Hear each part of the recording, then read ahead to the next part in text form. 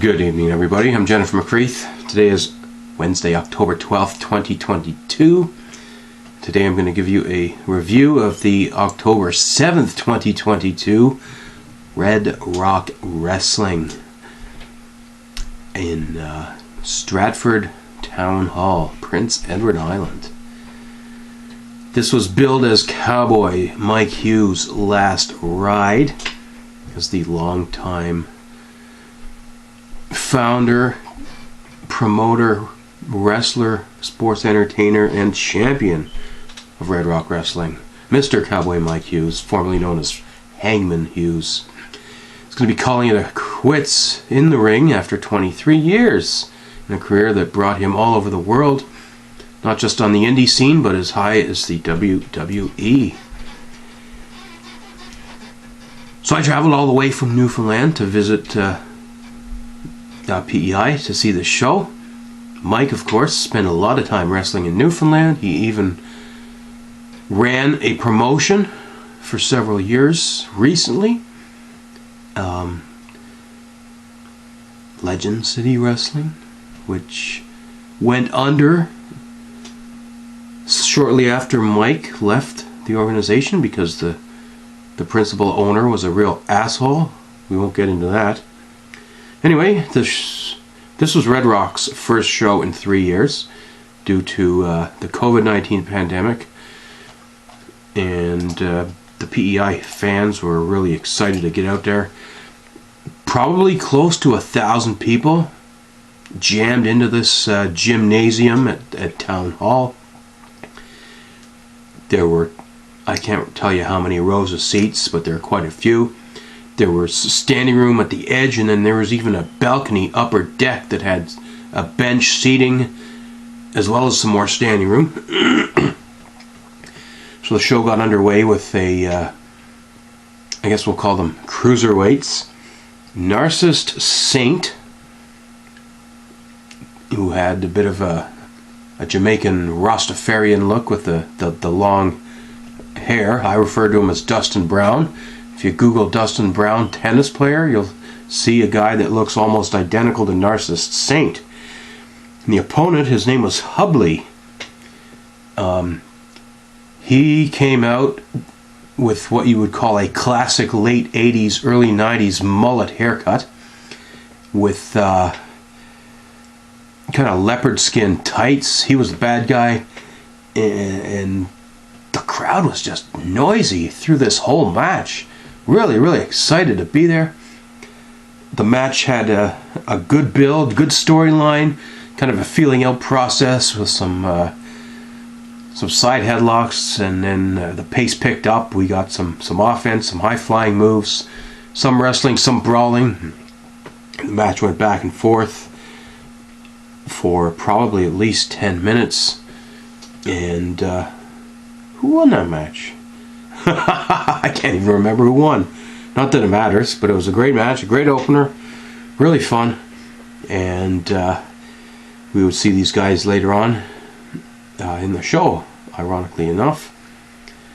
Up next, it's funny, there was a general manager, but there's also the ring announcer who was a quasi-general manager. The ring announcer came out with a scale. And I'm like, we're going to have some sort of weigh-in here. Well, it turned out to be the infamous overweight cruiserweight. And the champion, who of course had not wrestled in 3 years, hit the buffet for 3 years. Well-known heel, Lincoln Steen, was the active cruiserweight, or I guess they called it light heavyweight title. 205 pounds was the limit, but this guy came out, he was clearly well over that weight. And he was forced to step on the scale to prove that he was still 205. Otherwise, he would have to forfeit the title. So he stepped on the scale, weighed well over the weight limit, and was subsequently stripped of the title. And then he grabbed the microphone and started bad-mouthing the ring announcer, bad-mouthing the crowd, and essentially challenged anyone in the back to come out and fight him. So along comes young, beautiful female sensation Chantel Waugh, aka Savage Chantel, who this very moment is with the All Elite Wrestling in some sort of a tryout capacity. So good luck, Chantel. We hope you make it big. She came out and challenged Lincoln. And Lincoln initially was hesitant, saying, I don't want to fight a woman. But then the announcer said, well, we'll make it a special rules match. Chantel can use wrestling maneuvers as well as punches and strikes, but Lincoln would not be allowed to punch or strike. He'd have to limit it to kind of the amateur style wrestling. So he agreed. They had a match. Lincoln kind of dominated most of it. Chantel got in a little offense, but Lincoln was just too big and too strong and too powerful. We had a ref bump. Not a ref bump. A ref distraction. Lincoln went to get the scale as a weapon, and then the referee grabbed the scale and tried to put it back outside the ring. When he had his back turned, Lincoln, of course, used the punch or the strike and hit Chantel right in the head. Down she goes. Lincoln gets the pin. 1, 2, 3. Everyone thinks the match is over. But then, for some reason, Brad Gillis comes out to the ring. A young local wrestler who looks a little bit like a cross between Barry Windham and Mean Mark Callis. And he told the referee what happened, and he bought the story. And they said, okay, we're going to restart the match. And within 30 seconds, Chantel has some sort of flying surprise roll-up and gets the pin on Steen. So, in the end, Chantel's declared the winner, even though you could say it was one fall apiece. Good work by both participants there. I thought Steen had way too much offense. They made Chantel look quite weak, even though she comes in at probably 5'2", 102 pounds. Going up against Steen, who's 6'3", 250 or whatever he is. Still, very, I guess it's tough to work a match like that, but they did the best they could with it. And both wrestlers look good, look strong. Now, what was segment 3? 3, 4, 5, 6. I believe the third match was Robbie McAllister, the former WWE Tag Team Champion, against Andre Mayette, known as The Answer. Andre's about kind of bulky, 260, muscle head, shaved head with this big-ass beard, and his gimmick is very similar to the Leaping Lanny Poffo genius gimmick. I am smarter than you, I have the answer. And he had some sort of a weapon, and that was kind of his gimmick. Robbie McAllister still going with the Scottish gimmick, the kilt. And this was powerhouse against powerhouse, which ironically enough is a good match, but it ended up with Robbie doing the top rope splash for the pin, which was an amazing looking frog splash. Robbie is, I believe, almost 50 years old, and he can still do these high-flying moves. So that was very entertaining. Enjoyed that one quite a bit. Then Cowboy Mike Hughes comes out to the ring with the World Heavyweight Championship. I was not aware that he was the reigning, defending, undisputed Red Rock Wrestling Heavyweight Champion of the world. But he came out and said, okay, y'all know it's my retirement match, and we're going to have a great match here, and on and on and on. And this idiot, geeky looking guy in a red suit with big ass sneakers comes out. And I thought, okay, this is going to be some sort of a scam or a ploy. They never actually mentioned the guy's name, but it was implied that he also was some sort of authority figure. And he proceeded to grab the microphone and held out this envelope and said, Cowboy Mike Hughes, you're not medically cleared to wrestle. It's common knowledge Mike had a legitimate injury playing basketball not that long ago, tore his Achilles tendon on the back of the heel there. So sorry Mike, you're not cleared to wrestle. Your last ride is not going to happen. I need you to give me over that belt. And Mike reluctantly does give the belt over to this guy. And almost immediately, Riddick Stone, this big-ass muscle, kind of a Hercules Hernandez, if you remember the WWF in the 80s. Big guy, muscles, beard, and of course the chain. I gather he had attacked Mike at the previous show, and it went so far as to cut off Mike's hair, making Mike go from the long-haired to the short-haired. Riddick Stone demands that they give him the belt. He says, I'm the #1 contender. I even won, I'm not sure what it was, one of these Royal Rumble things, or if it was a golden ticket or a Money in the Bank. He's owed a title match as far as he's concerned. And since Mike isn't able to wrestle, he's like, just give me the belt. Mike grabs the microphone and says, listen, punk, that was over 5 years ago. You never used your cash in. You got to go to the bottom of the line. And I don't care what this idiot over here says. We're going to have this match.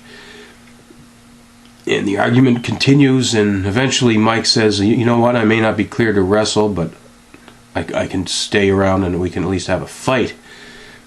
And as he turns to give the microphone away, Riddick jumped Mike, attacks him from behind, beats him down, pounds on him while he's on the ground for a bit. Mike gets up to his feet with a few moves, but Riddick eventually grabs the chain. I guess we'll call it an unsanctioned match that was basically just a brawl in the ring. Riddick wraps the chain around his hand and pounds Mike in the forehead a couple times. Then he kind of rakes the chain right into his forehead and his eyes, and surprise, surprise, Mike's bleeding. I think we know how that works out, but Mike's down and out, being beaten on, and Riddick starts pounding on him again, and Chris Cook comes out. It was this big, gigantic, like 6'8", 300-pound kind of linebacker guy. He chases Stone out of the ring and saves Mike, grabs the microphone, says, you know what, Mike, if you're not going to be able to defend this title against Riddick Stone, let me step in and have this match. I'm a local, I'm a PEI Islander. This guy's from, I think they said he's from Chicago, but I think he's actually from Halifax. Bottom line, that sets up the second half of the show. We're going to see Chris Cook and Riddick Stone fight for what is now the vacant title. So we go to intermission. Most of the wrestlers come out to the merch table, and the fans are all going nuts. Everybody wants pictures and autographs and that sort of stuff.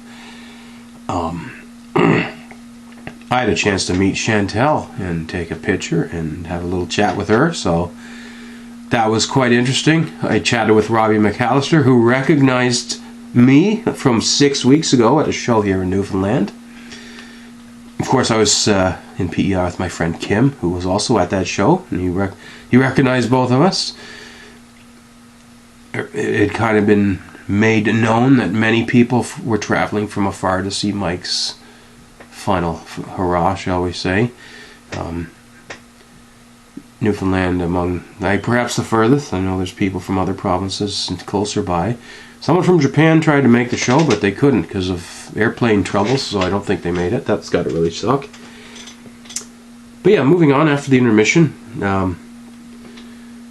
French-Canadian Kirk Obey comes out, who's from New Brunswick. I'm not really sure how to explain him. He's a smaller guy, but he's very muscular and bulky. Kind of playing the French heel gimmick. And he fought PEI local Brad Gillis, who I alluded to looked like one of these Texican kind of guys, the old Barry Windham look. So they had a good long match. I thought it was a good match overall. Went on a little bit too long. And who came out and interfered? Oh yeah, Lincoln Steen came out, because Gillis came out and essentially forced the referee to vacate Steen's win over Chantel. So Steen wanted to get his revenge, so he showed up, somehow interfered in the match, tripped Gillis's leg when he wasn't looking, allowing Obey to get the pin with his feet on the ropes. And I'm not really sure what happened after then, but it looked like we were going to see another dusty finish. It appeared that the match had restarted, and once again we had a surprise roll-up for another pin, but that was not announced, so that might have just been, I guess, what we'll call an unofficial fight after the match.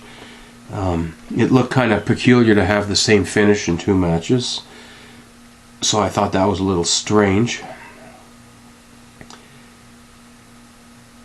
And then, of course, we had the main event. Riddick Stone, Chris Cook, 2 big powerhouses. Powerful match, lifting each other up, slamming each other around. Stone, I can't believe the power of this guy. A little smaller guy compared to Cook, like 6'3", 275, 280. Cook 6'8", 300. But he picked him up and threw him around like he was 150 pounds.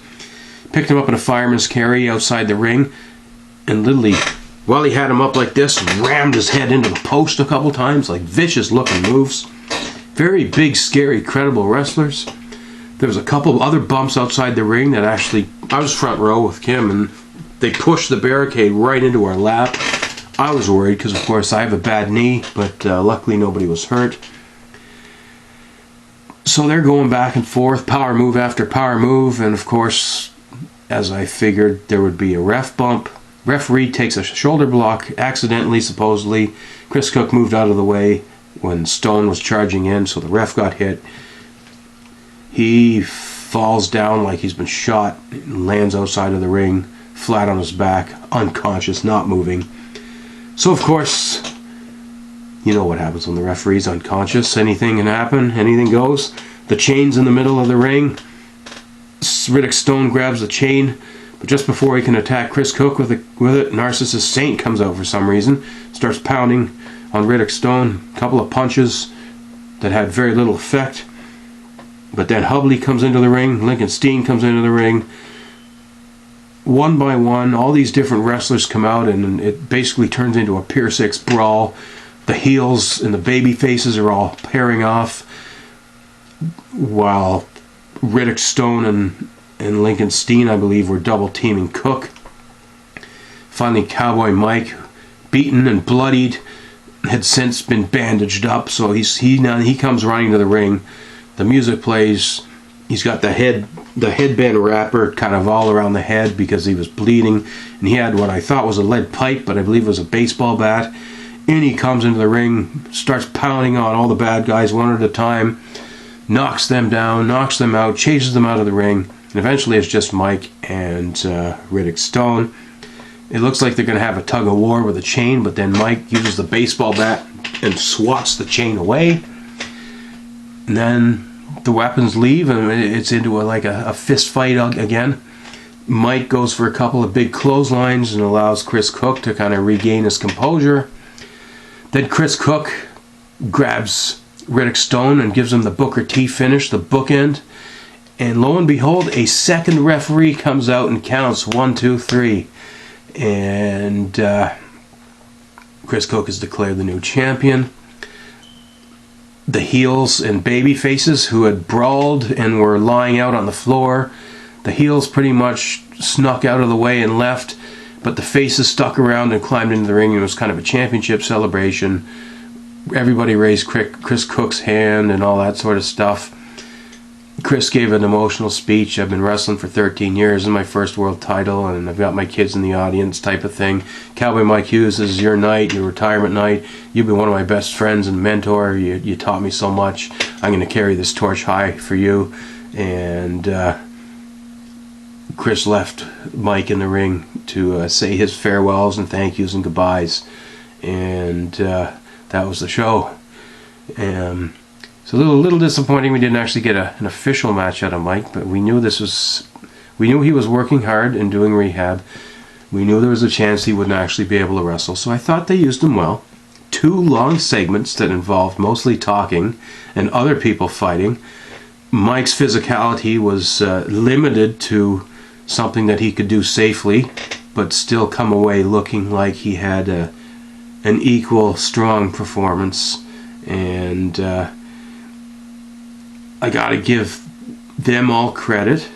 It's tough to book shows and storylines when you're an indie promotion and not running every week. You're probably running 5 or 6 shows a year, and you may or may not have the same talent, but they kind of picked up where a lot of these storylines left 3 years ago. The fans knew all the characters. You clearly knew who the good guys were and the bad guys were, and for the most part, these were amazing athletes that take their body seriously. These are people who are eating healthy in the gym. They look intimidating, scary. I've been to a lot of other indie shows in other jurisdictions where you see these little toothpick string bean guys come out, or you see these like couch potato type of people. I'm like, these are not athletes.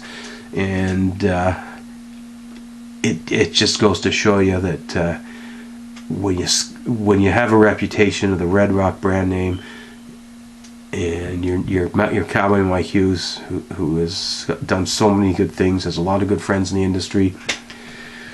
He brought in an all-star class of some of the best indie wrestlers in Nova Scotia and New Brunswick and PEI.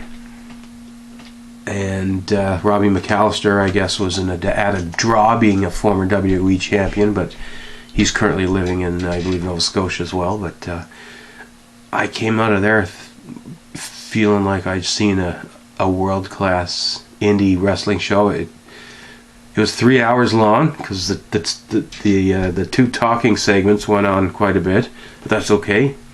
And when Mike came out in the second time, my only complaint, there was no security, and there seemed to be a lot of little kids who were unattended, and they did not have parents.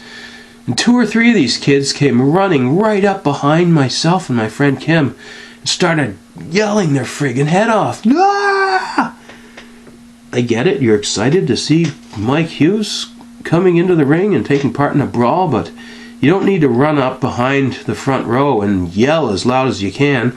Stuck their head literally right in between, and like, it was very, very loud. I don't know how kids scream so loud, but the decibel level was like going to a friggin' rock concert. My ears were ringing, Kim's ears were ringing, and Kim actually has some damage to her ear and has to go see an ear doctor because of that. So maybe one thing you could do, Red Rock, for the future is make an announcement to please stay in your seat. Do not run up to the front and push people out of the way, and certainly don't start yelling into somebody's ear.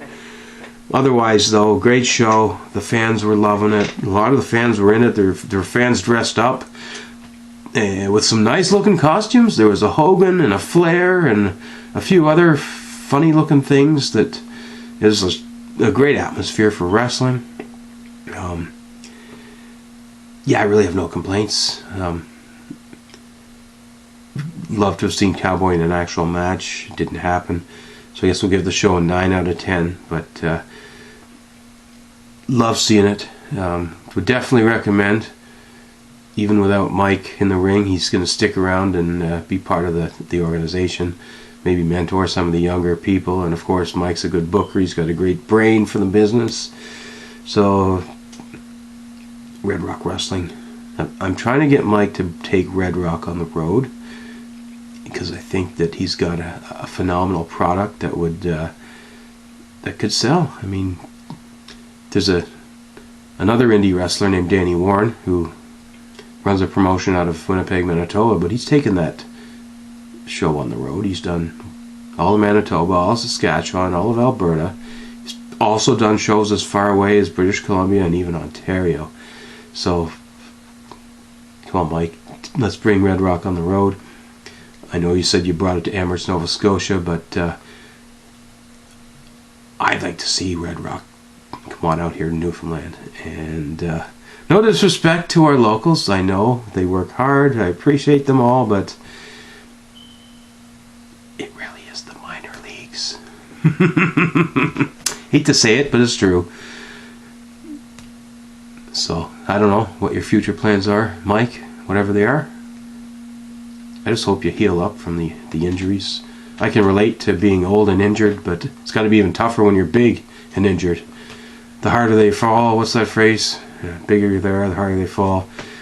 6'5", 280, dealing with a ligament problem. Well, who am I to talk? I'm over 300 pounds now, and I've got my own problem with my knee, but Very good show. It's my second Red Rock show. I actually saw a Red Rock show in 2016. And I believe it was a lot of the same people then. Like, this roster's been around for a long time. Kowboy Mike Hughes, Chris Cook, Lincoln Steen. Who else? Those are the main ones I remember from the show 6 years ago. Peter Smith, who of course is known as Brody Steele, had just recently retired, but him and Mike had some classic brawls over the years. Titus is a name that has been around there. I think he's a New Brunswicker. We didn't get to see him, but yeah, two times I've traveled to see Red Rock Wrestling, and I've come away feeling like I saw a great show. So, if you're anywhere near Charlottetown, heck, Nova Scotia, New Brunswick, Quebec, Ontario, Japan, book your tickets to the next Red Rock Wrestling event, because you're not going to regret it. So, they had people for filming. I tried to film a little bit of fan cam footage, but my camera's not that great. But yeah, it appeared that it was recorded by Red Rock Wrestling, so let's hope they'll put it up on their YouTube channel, or maybe even get it on television, and we can all see it for ourselves. For those of you who couldn't be there, or maybe you want to revisit it. Anyway, there's my review. I'm not Dave Meltzer, so I'm not going to give 5-star match ratings, or 4-star, or 3.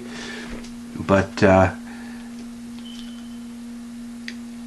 ultimately, I would, like I said, I'd walk out of that show feeling like I'll give him a 9 out of 10 for that. So, it's a good work. Appreciate it. Enjoyed it.